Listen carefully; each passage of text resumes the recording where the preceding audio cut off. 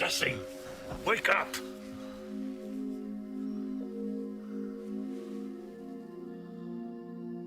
This is the scene that broke Walter White. It's one of the most haunting moments in television, and yet it's often overlooked in favor of more explosive ones. But if you really watch it closely, if you slow it down, you'll see that this is the moment Walter stops being a desperate man trying to survive and becomes something else entirely. And it only takes 7 minutes. At this point in Season 2, Walter has been juggling two worlds, one as a husband and father dealing with cancer, and the other as a meth cook growing increasingly obsessed with control. But Jane? Jane was the unpredictable element, the wild card he couldn't control. She was Jesse's escape, his light, his love, and Walt hated that. What I know about you, high school teacher turned drug dealer with a brother-in-law in the DEA, that'd make one hell of a story. National news, I'll bet. Do right by Jesse tonight, or I will burn you to the ground. From this moment on, we see Walt quietly building resentment. But instead of reacting with anger, he retreats, withdraws, observes, and then waits. This is the real Walter White. While most characters in Breaking Bad react with panic or emotion, Walt plays a longer game. He doesn't lash out immediately. He calculates. We've seen this pattern before, most notably in Season 3, Episode 12.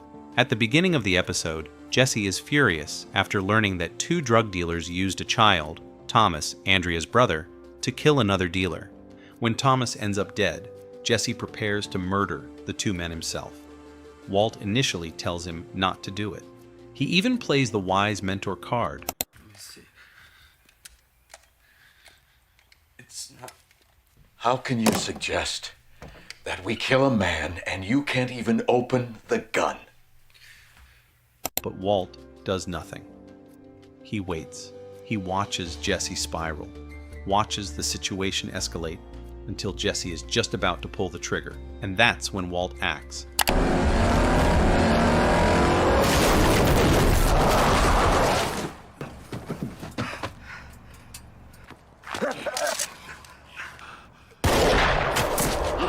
Walt doesn't just solve problems, he lets them ferment until he can solve them his way, on his terms. And that's exactly what makes this moment in Jane's bedroom so chilling. It's just after midnight. Walt has just handed Jesse his share of the drug money. That part was supposed to be a way to help Jesse start clean. But when Jane finds it, everything changes. She threatens Walt, blackmails him. How do I know she'll keep quiet? I guess you don't. And suddenly, Walt is no longer in control. He walks out of that apartment with his hands tied. No plan, no leverage. And for a man like Walt, that's worse than death. So later that night, when he returns, quietly stepping over the threshold of Jesse's apartment while they're passed out, it looks like desperation. Like he's just trying to reach Jesse, maybe even apologize. But the truth is, Walt isn't just there for Jesse. He's there to see something. He walks in, stands at the edge of the bed, looks down at them, and then Jane rolls over. She starts to choke.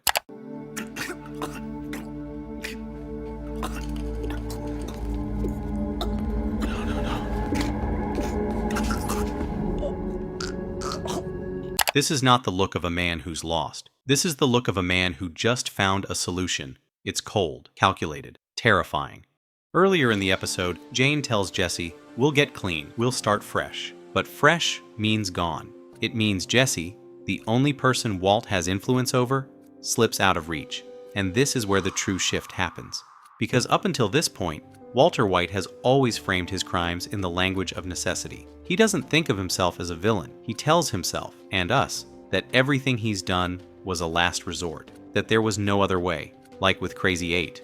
Back in Season 1, Episode 3, Walt has Crazy 8 locked in Jesse's basement. He's beaten, coughing blood, chained to a pole with a bike lock. And for almost the entire episode, Walt tries to avoid killing him. He brings him food. He talks to him. They connect over sandwiches and shared guilt. For a moment, you almost believe Walt might let him go. But then Walt finds the missing shard of plate in the trash. It changes everything. In that moment, Walt convinces himself this isn't murder. It's preemptive self-defense. If Crazy 8 is planning to stab him, Walt killing him is simply survival. So he does it, violently, strangling him while tears run down his face. And later, when Jesse asks what happened, Walt says, "He attacked me." It's not entirely false, but it's also not the whole truth. Then there's Skyler. In the early seasons, Walt lies to her constantly, but always under the excuse of protecting the family. Whether it's his mysterious absences, hidden money, or burner phones, Walt justifies every deception as a shield. He tells himself, she doesn't need to know. It would only worry her. You were wondering if I had a second cell phone? And, well, I've been thinking about that a lot, and I think what you heard was my cell phone alarm going off. Even when Skyler starts asking questions, like in Season 2, Episode 5, Walt leans on this idea that he's sparing her pain, but what he's really doing is protecting his own power. You're a drug dealer.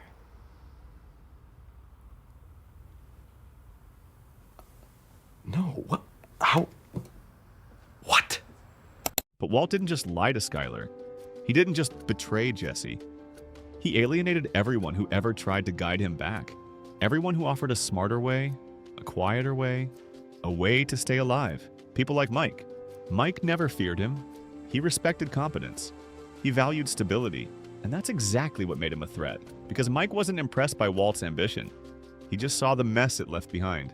You are a time bomb. Tick, tick, ticking. And I have no intention of being around for the boom.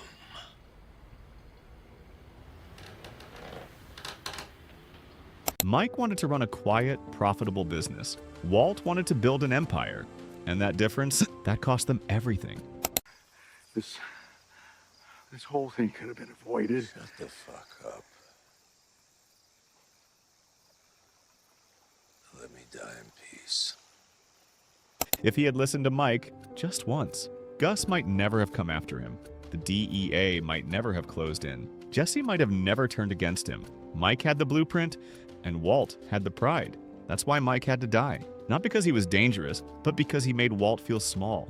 And that's something Walter White could never tolerate. And when Mike was gone, so was the last person who could actually talk sense into Walt. After that, there were no breaks. No one left to say, "This is too far." And no one felt that more than Jesse Pinkman. There was a time when Jesse looked up to Walt. He was more than just a partner. He was like family. And Walt, he cared about Jesse too. In his own twisted way, he saw Jesse as a version of the son he never had. Someone who actually needed him. Someone who made him feel important. But that bond started to change the night Jane died. But Jesse still saw Walt as someone he could count on. Someone who'd protect him, even after Mike. Jesse still wanted to believe there was some good left in him. Until Walt finally crushed that too. I was there. And I watched her die. I could have saved her. But I didn't. Walt didn't punch him. He just told him the truth, and that truth hit harder than anything else ever could. He wanted Jesse to hurt, to feel the kind of pain he felt when Jesse turned on him, when he stopped being his. Walt couldn't stand that Jesse no longer looked at him like a mentor, so he broke him, with the one truth Jesse never saw coming. And here's the thing, it all goes back to that night, to the moment Walt decided that control mattered more than compassion, more than honesty, more than Jesse. That was the real turning point. If you enjoyed this breakdown of Breaking Bad, make sure to subscribe to the channel for more deep dives into your favorite shows and characters.